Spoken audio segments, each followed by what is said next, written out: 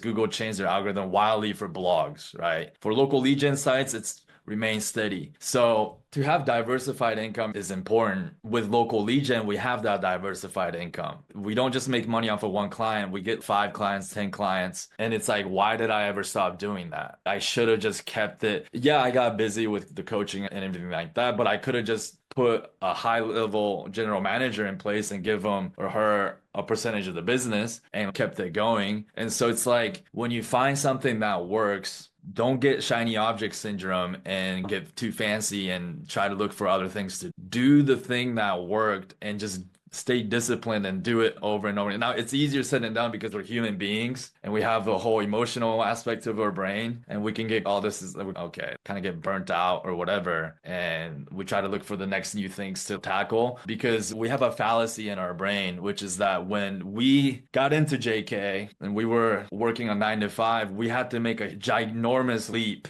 in our behavior and the things that we're doing. And it gave us exponential increase in quality of life, right? But that kind of programmed us to think, okay, now we mastered JK. We're at 15, 20K a month, let's say. So let's make another giant leap into something else because that giant initial leap made us this crazy big success with JK, right? In business, it doesn't quite work like that, is what I'm realizing. That leap worked massively because we went from a situation where we're working for another company, getting paid hourly, to now owning our own business. And now we created an ability to make money without our time. We were able to decouple our time with our ability to earn income. That's why that huge leap worked. Right. However, now we already got this vehicle where we can create these digital assets that make money while we sleep. Why ever stop doing this? Let's sit on that for a second. I want you guys to comment. That's a real question. We found a vehicle that allows us to make money while we sleep. Why would we ever stop doing that? What other ways can we do to make money without our time? What other business models are there? There's anything with the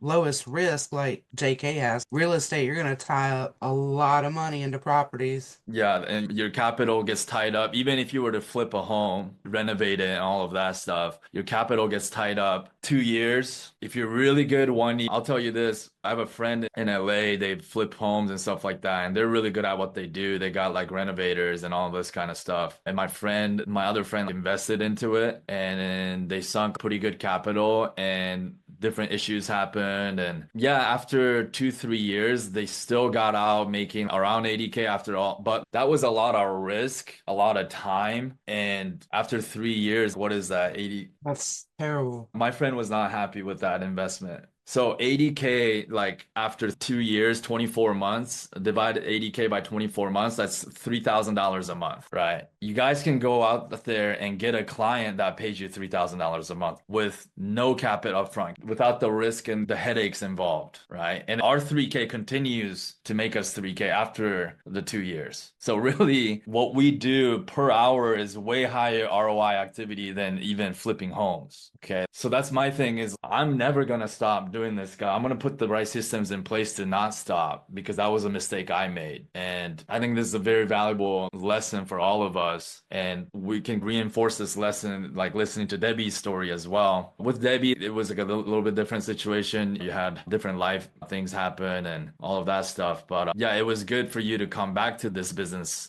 after all this time and not feel like, oh, this business is old and whatever. We've already been doing this for a while. I haven't found too many other great vehicles that allows you to make money while you sleep. Like selling information like JK is another way, but we've been building this coaching program for the last 10 years. Not anybody can just compete with that. It requires a lot of energy, a lot of time as well. My advice is keep repeating it over and over. There's hardly any business. Building a brick and mortar retail business requires capital and lots of it. I co-own a health and fitness club, and me and my family almost invested close to $1 million.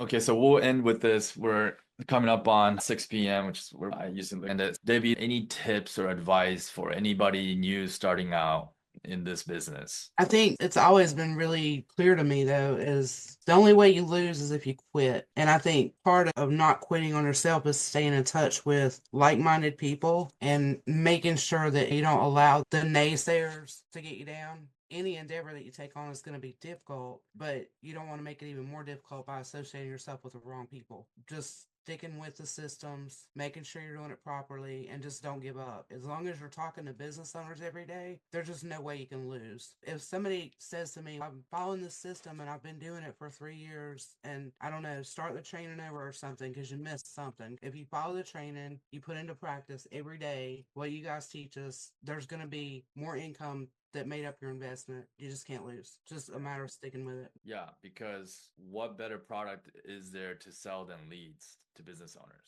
Yeah. Look around in the world, people are selling shoes, people are selling coffee out there as a business, but we get to sell leads. That's such a superior product to be selling, and we can do it digitally. That's how I feel when you say there's no way to lose, because we're selling a product that's in high demand and very valuable to business owners. And they have no idea a lot of times how to find them. Do you think that some students struggle because they don't get out there enough and start conversations with business owners? It seems like you've done a pretty good job of understanding that there's an aspect of this that you got to build technically, the website and all of that stuff, but it seems like you've done a good job of focusing on the other aspect of the business, which is like you mentioned at the beginning of the call, keep the pipeline full. Always talking, asking for money. That's what it comes down to. Certainly, you're not going to just walk up and that's how you start the conversation. You get to know the business owner, find their pain point, find out what they really want. And if they say, hey, I want a website and this is what I want, that's what you give them. But you make sure it looks good. And then you don't go, oh, let me talk to you about SEO right away. Not necessarily. You want to gain their trust by showing them a better website than what they expected. How are people going to find it? Some people are going to say, oh, it's on my business cards. I give it out. Or I just want people to be able to go look at my work, whatever like that. But there's opportunities here and there for things. You just have to listen to like what they really want and make them understand, hey, if that's what you really want, then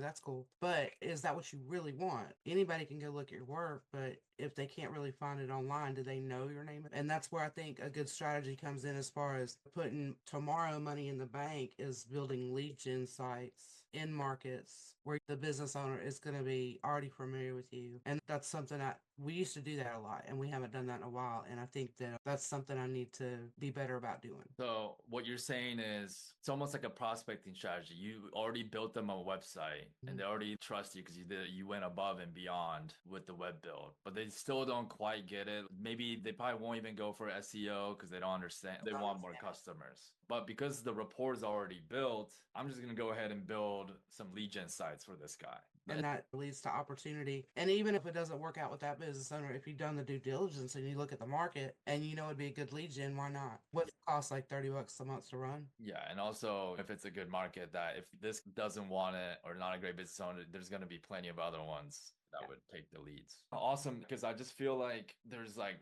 plenty of niches and cities and markets where there's hungry business owners that want leads at the end of the day. But some people run out of money or their tight budget causes them to only be able to build some sites at a time. So then you have to do some fast money strategies to fund the business, which is what you're talking about, like web builds and whatnot. Yeah. And you do one web build for a person, there's other ways to extract more money from them, right? Which is like asking for referrals from that person. They don't want to pay for SEO, then, well, do you know other business owners that would be interested in for me to build websites? If they know that you know what you're talking about, it's crazy how people that we've talked to like years ago will just pop up out of the blue and be like, hey, you remember we talked about this? I think I need to do that. And we talked to them 2 or 3 years ago, and here they all of a sudden are. And that happens. It's just you're planting seeds everywhere you go with every conversation that you have. I think a lot of us forget to do that, but we should have a Rolodex of all these people that we built sites for or whatever we worked with in the past, and you should do some follow-up with them at least every quarter. Guarantee eventually they're going to feel the pain of this site not really producing new leads. Or just say, hey, I noticed that the site that I built for you, it's on like page 3 or 4. I know exactly what to do to get you on page 1 for that keyword. And I promise you, you will start to generate more phone calls for XYZ keyword, right? Yeah, and you can speak to them specifically about that pain point. Guarantee they'll be open with the follow-up. All right. Thank you, Debbie, for hopping on.